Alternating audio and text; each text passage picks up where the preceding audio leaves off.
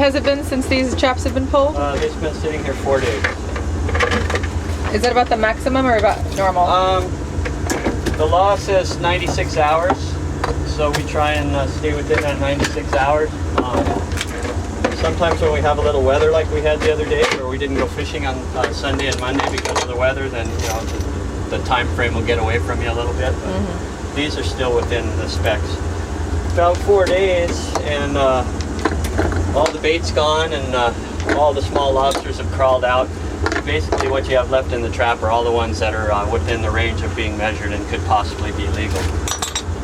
Some of the blue buoys. I was almost at 30 foot and it's outside. Real easy and Sarah. Great, thanks, Lou. Appreciate it. I've had this boat since 2000. Oh, okay. We caught one. Oh, there you go. That's what they look like. All right. Believe it or not. Okay, we're off and running. No more goose egg. With the boat, and I was running around trying to find parts. And I found this guy laying in a parking lot. And I went in, and the guy actually had the part I'd been hunting for all day, so I figured it was a lucky drag.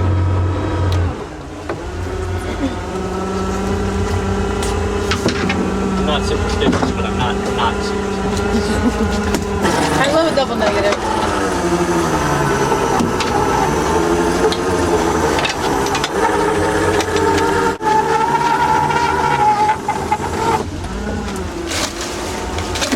Where did you fish on before 2000?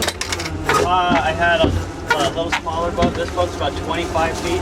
I had an 18-foot skiff called Call of the West. And oh my God, look what we caught here. We caught a swell shark. Woo. Puffer shark. Puffer shark. They eat lobsters. And we're going to get them in the water real fast or else they bloat up and they float away. I'll tell you about it. He's big. Wow. How did he even get in there?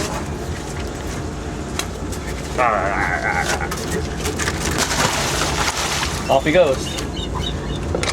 They have a defense mechanism underwater. They'll gulp in a bunch of water and it makes them real fat.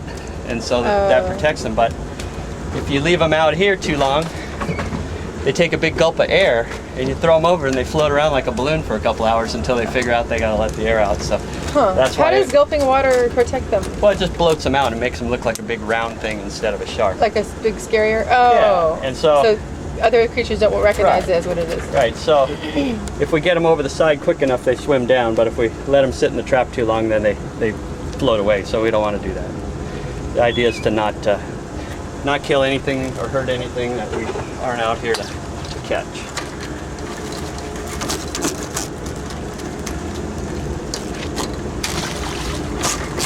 So do they... Here's a male. Check him for size first. Do they kind of like run in families or are they just randomly... As far as the lobsters go? Yeah. I tend to see common body shapes. You'll see a whole bunch of them that have the same kind of head shape and are about the same size. And then in other areas, you'll see some that are not necessarily a different color, but a little bit of a different body shape.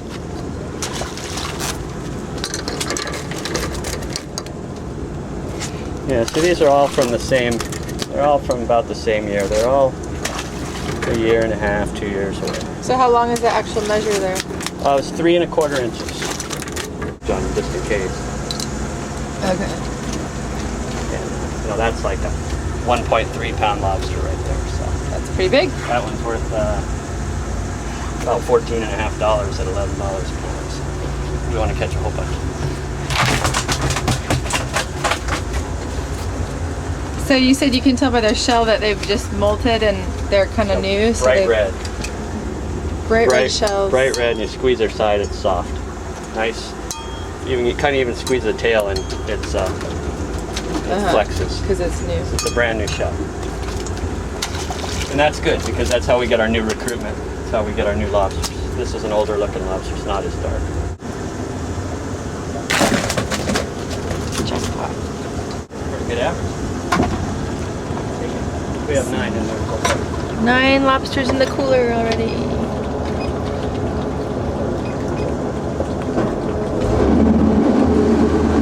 How's it going, Pete?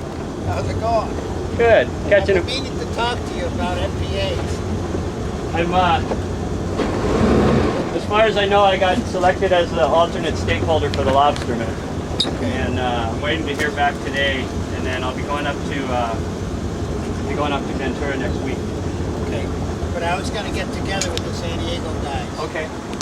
And I talked to Bobby Fletcher and some of those guys, but I think we got to sit down. And, There's a secondary group that was formed. It's this fisherman's advisory committee, and I'm part of that also. But it's it's all new to me. I got to go dive into it and find out what it's going to entail. guys like Fletcher and what's the name, Bucky Everingham and so on. Probably not Got getting a real lot of this. specific ideas of what they want. Right, or what they We don't. can put it together with lobster and sea urchins. Yeah, I think I've been talking to the sport fishing guys. The guy who works with Bob Fletcher, the other stakeholder, and the kind of initial thoughts we'd like is that if we can do it, is that canyon area above La Jolla.